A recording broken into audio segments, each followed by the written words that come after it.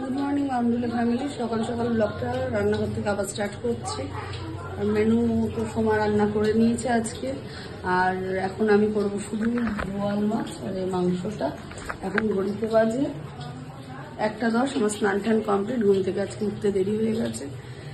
এখন ওই জন্য আমার জন্য এই দুটো রান্না বাকি আছে। এই দুটো রান্না আমি করবো, কারণ এই দুটো রান্নাই আমার ছেলে খাবে। ছেলে রান্নাটা আমাকেই করতে হয়। আমার ছেলে কারোর হাতে রান্না খাওয়া পছন্দ করে না। যাই হোক, এখন আমি রান্নাটা শুরু করি। আর ওদিকে বোন এসে গেছে, প্রতিনিধি এসে গেছে, 8টা বসেছে ঘরে। আমি এখানে আমার কাজটা করি, করতে করতে ওখানে গিয়ে 8টা দেবো।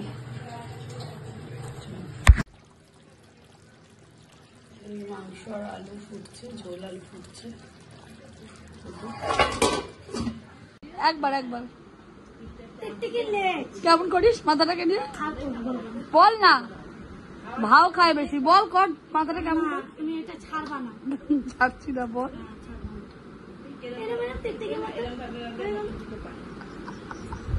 এইগুলো ভালো হচ্ছে না, বলে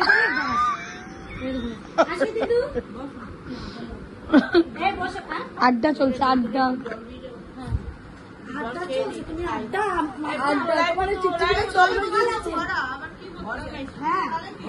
আমার মায়ের মাথাটা গেছে। তোর ফালুদা, ওটাকে বলেছে সিদ্ধি। এই আমার কিন্তু কিছু অসুবিধা হয়নি। আমি কিন্তু হ্যাঁ, ওটা সিদ্ধি ছিল। আরে না না, 3 বোন। এই দেখো, মা হলুদ, বোন হলুদ, আবার আমিও হলুদ।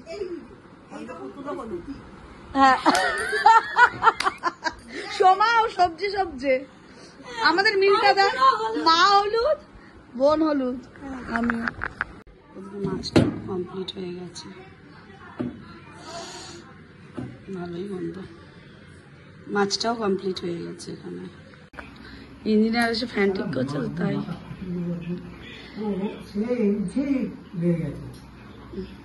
এই তোমার এটা বিশ্ব দেখতে পাবে। হ্যাঁ, বাংলাদেশ বলো, কোনখান আমাদের ইঞ্জিনিয়ার তো 28-এ গরম করে। 28-এ বারান্দার ফ্যান চেঞ্জ হচ্ছে, প্রচুর গরম। এখানে হাওয়া লাগে না, তাই জন্য ইঞ্জিনিয়ার এসে ফ্যান লাগিয়ে দিচ্ছে। নতুন ফ্যান লাগছে আবার একটু, মানে পুরোনো ফ্যানই নতুন ভাবে লাগছে। দেখি যদি হাওয়া হয়। যাই হোক, লাগাক আগে, দেখি কিরম হাওয়া আসে। গরম করে গেছে, এখন লেবু জল খেতে হবে। কি চেক করে দেবো? দিচ্ছি, দাও লেবু জলটা খেয়ে নি। পাগলি যাচ্ছে, আগে ধরো। পাগলি যাচ্ছে। কেউ ছুটি কিনতে যাচ্ছে?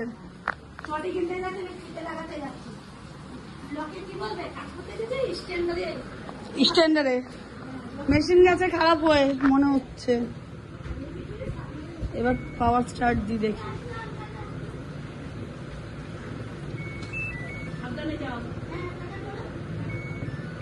তাহলে টাটা করো।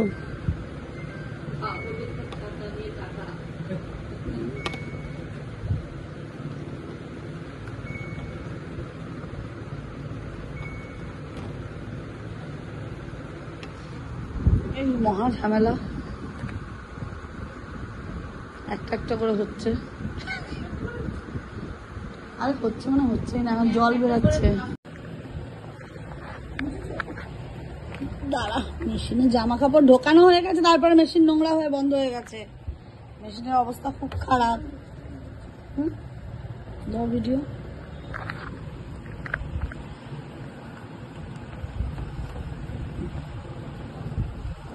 এই জন্য এটা হয়েছে, আর কিছুর জন্য হয়নি।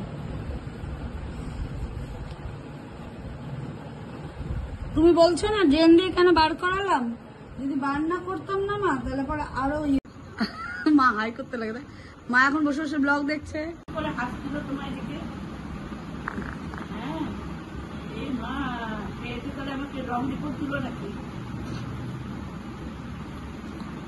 সেই চিন্তা এখন কেসে যাচ্ছে।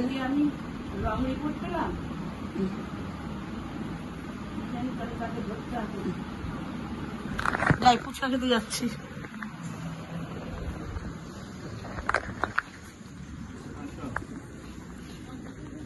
এই তোমার উপর অবজেকশন এসছে, তোমার কথাবার্তা ভালো না বলে কিন্তু ফুচকা খেতে আসছিল না।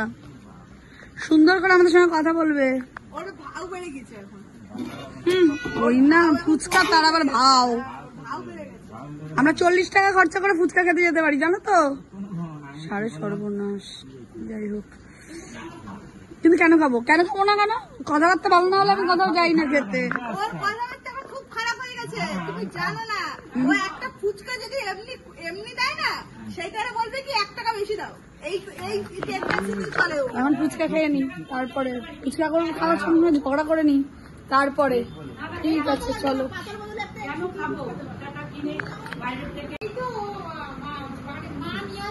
আসো না, আসো তো। কোথায় ব্যান করো? মামি ফুচকা খাবে?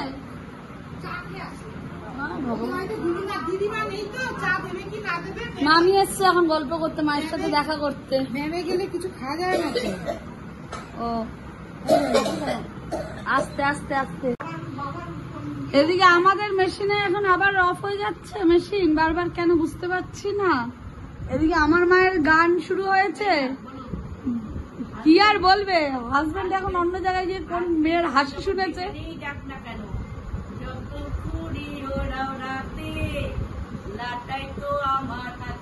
এটা ঠিক, যাবে কোথায়? কোথায় যাবে?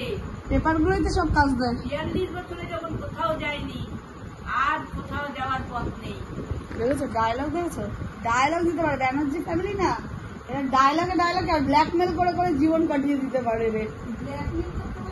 ব্যানার্জি ফ্যামিলি ডায়লগ মারতে জানে প্রচুর। বাবা ওই যে ধর বাবা, আমি পাচ্ছি না, এই লোকটাকে ডাক।